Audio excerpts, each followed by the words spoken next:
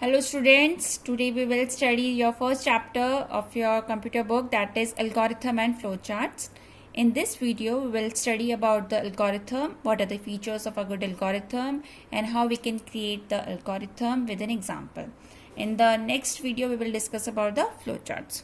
So let's start this video. This one first we will discuss about the what is algorithm. Algorithm क्या है?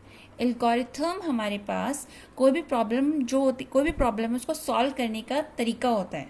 Algorithm क्या करता है, कोई हमारी जो प्रॉब्लम होती है उसको स्टेप टू स्टेप सॉल्व करता है. In programming language algorithm is used to write a program efficiently.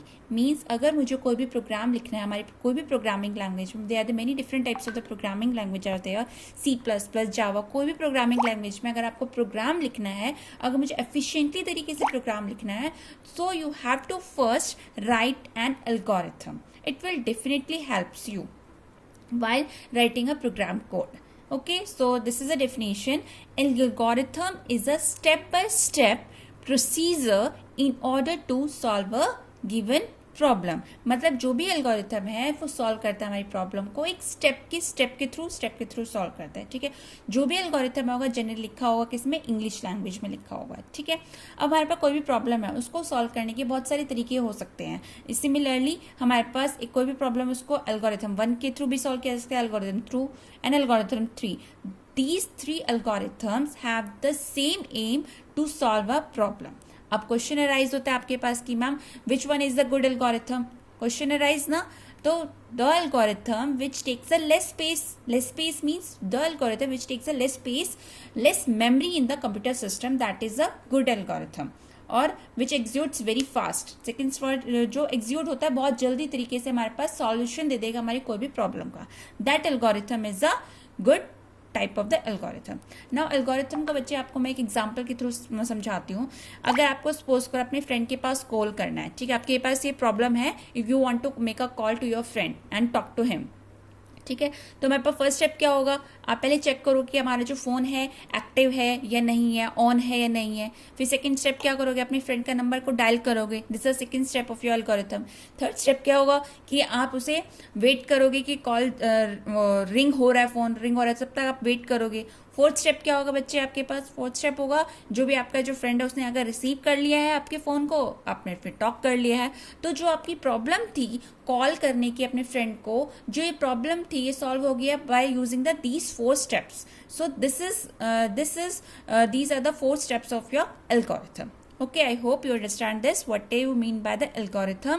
Algorithm एक स्टेप टू स्टेप के थ्रू हमारी कोई भी प्रॉब्लम उसको सॉल्व कर सकता है. Okay, now in the next slide we will discuss what are the good characteristics of algorithm. अच्छा, सपोज कर आपके पास एल्गोरिथम आ गया, कोई भी प्रॉब्लम है आपके पास, उसका एल्गोरिथम आपने बना दिया. ठीक है, अब उसकी क्या क्या उसमें विशेषता, क्या क्या कैरेक्टरिस्टिक्स होनी चाहिए. First characteristics is known as the dominate और फाइनाइटनेस. फाइनाइटनेस मीन्स कोई भी एल्गोरिथम है वो एग्जीक्यूट होना चाहिए in a countable number of steps. Countable number of the steps मतलब उसमें एक बिल्कुल निश्चित बिल्कुल exact number of the points होने चाहिए जो एग्जीक्यूट हो. ठीक है, next one is definedness. Definedness मतलब होना चाहिए, मतलब हर कोई जो स्टेप एल्गोरिथम क्लियरली डिफाइन हो, क्लियरली डिफाइन हो और अंडरस्टैंड हो इजली तरीके से डिफाइन होना चाहिए हर कोई स्टेप में. यूनिकनेस मीन्स हर कोई जो भी स्टेप है, each step of that of the algorithm is different from that of the previous one. ठीक है, अब यूँ नहीं होना चाहिए कि हर 2 जो स्टेप्स है बिल्कुल सेम मीनिंग आ रहे हैं, ऐसा नहीं होना चाहिए. ठीक है, हर जो स्टेप होना चाहिए should be different from the previous step and the output should be the link to that of the previous step से. नाउ इनपुट, कोई भी गुड एल्गोरिथम होगा वो एक अच्छा इनपुट लेगा. कोई भी हमें प्रॉब्लम सॉल्व करानी है तो हमें इनपुट कुछ ना कुछ तो देना ही पड़ेगा ना. आउटपुट क्या होगा, कोई भी एल्गोरिथम है अगर वो इनपुट ले रहा है तो वो प्रोड्यूस भी करेगा एफिशिएंट तरीके से output. So these are the characteristics of the algorithm. ठीक है, now next is uses of algorithm. हमारे पास आजकल बहुत सारे हैं, हमारे बहुत सारे फील्ड्स हैं जहाँ पे हम एल्गोरिथम को यूज़ करते हैं. First area where is the mathematical. In order to solve a mathematical problem you have to using a algorithm. Facebook search engine and Google Map, these are all the fields where the algorithm is used efficiently. Now computer scientist and software engineer also uses the algorithm and do their work in a very less period of the time and efficiently तरीके से. ठीक है, अगर मुझे कोई भी algorithm, कोई भी प्रोग्राम अगर मुझे बनाना है, उसमें मिस्टेक्स ना हो, तो मैं क्या करूँगी, फ्लो चार्ट होता है ना, फ्लो चार्ट बनाने से पहले मैंने एल्गोरिथम को कंस्ट्रक्ट हो जाएगा, जिससे हमारी मिस्टेक्स कोई भी नहीं होंगी. हमारे पास रोबोटिक्स है, स्पेस रिसर्च है, आर्टिफिशियल इंटेलिजेंस जो फील्ड्स होते हैं वो भी हमारे पास एल्गोरिथम को यूज़ कर रहे हैं. जैसे आपने देखा होगा मैकेनिकल जो फील्ड्स और कंपनीज होती हैं, वहाँ पे रोबोट्स होते हैं, वो किस तरीके से काम कर रहे हो, तो उसके अंदर एक आपने एल्गोरिथम को इंस्टॉल कर दिया, आप एल्गोरिथम को उसके अंदर प्री डिफाइन कर दिया कि इस तरीके से ये काम होना चाहिए एट दिस टाइम पे, तो एल्गोरिथम वहाँ पे यूज़ हो रहा है. नाउ अब प्रोग्रामिंग लैंग्वेजेस में, प्रोग्रामिंग लैंग्वेज अगर मुझे कोई एफिशिएंटली तरीके से प्रोग्राम लिखना है, तो you have to first write the algorithm to writing a code, program code. So these are the uses of an algorithm in nowadays. Now next one is, now what are the steps to develop an algorithm. आप कोई भी algorithm लिख रहे हैं तो उसके क्या क्या स्टेप्स होने चाहिए. ठीक है, सबसे पहले क्या होगा, जो भी एल्गोरिथम आप लिख रहे हैं उसके अंदर पहले इनपुट क्या है, पहले हमें क्या दें, define your algorithm input. Algorithm है, उसके लिए हमारे पास कुछ इनपुट चाहिए. इनपुट कैसे होना चाहिए, सपोज करो अगर आपको फाइंड करना है कोई भी रेक्टेंगल है, उसका पैरामीटर को फाइंड करना है. ठीक है, अब पैरामीटर को फाइंड करने के रेक्टेंगल तो आपको क्या क्या चाहिए, you want height and width ना. So these are the inputs to your algorithm. Now define the variables को, अब जो भी हमारे पास हाइट एंड विड्थ थे, अब इनके वेरिएबल्स को भी डिफाइन करना है. जो भी वैल्यू आप इंस्टॉल कर रहे हो, डाल रहे हो, वैल्यू को असाइन कर रहे हो, तो उनके लिए कोई ना कोई वेरिएबल क्या होता है, हमारे पास name of that of the location है मेमोरी के अंदर. ठीक है, in order to find the parameter of the rectangle, height and width are the variables के जो नेम होने चाहिए, मीनिंगफुल नेम होने चाहिए. नाउ थर्ड स्टेप क्या होना, आउटलाइन द एल्गोरिथम ऑपरेशन. अब हमारे पास देखो इनपुट हो गया, डिफाइन हो गया वेरिएबल्स की. अब एल्गोरिथम के जो ऑपरेशन, उसका फंडा क्या है, उसका प्रोसेस क्या है, वो तुम्हें डिफाइन करना पड़ेगा.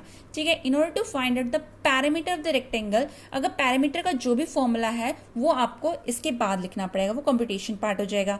नाउ फोर्थ स्टेप क्या है, output the result of your algorithms operation. जो भी आउटपुट का हमारे पास आ रहा है रिजल्ट, उसके लिए जो भी हमारे पास एल्गोरिथम के कहाँ पे आपको आउटपुट सेव करना है, वेरिएबल बनाना है, उसके लिए क्या करना है, तो वो हमारे पास एल्गोरिथम करेगा. जैसे in order to calculate the parameter of the rectangle, the parameter output variable is defined which stores the output result. once the value जो है हमारे पास इनपुट के पास हो गई, तो हमारे पास आउटपुट भी आ जाएगा. So these are the step. First step में क्या होगा, पहले इनपुट असाइन करना है, सेकंड डिफाइन करना है वेरिएबल्स, फिर हमारे पास जो प्रोसेस है उसका ऑपरेशन या कंप्यूटेशन जो पार्ट है वो डिफाइन करना है, देन आउटपुट डिफाइन करना है. आउटपुट हमारे पास आ जाएगा, जैसे आप उसे इनपुट देंगे वैसे आपके पास आउटपुट मिल जाएगा. So these are the steps to develop an algorithm. Now example C, write an algorithm to add the two numbers. अगर if you want to add the two numbers, first one is the start. Algorithm का पहला start क्या होगा, start. फिर हमें क्या करना है, डिफाइन करना है इनपुट वेरिएबल्स को.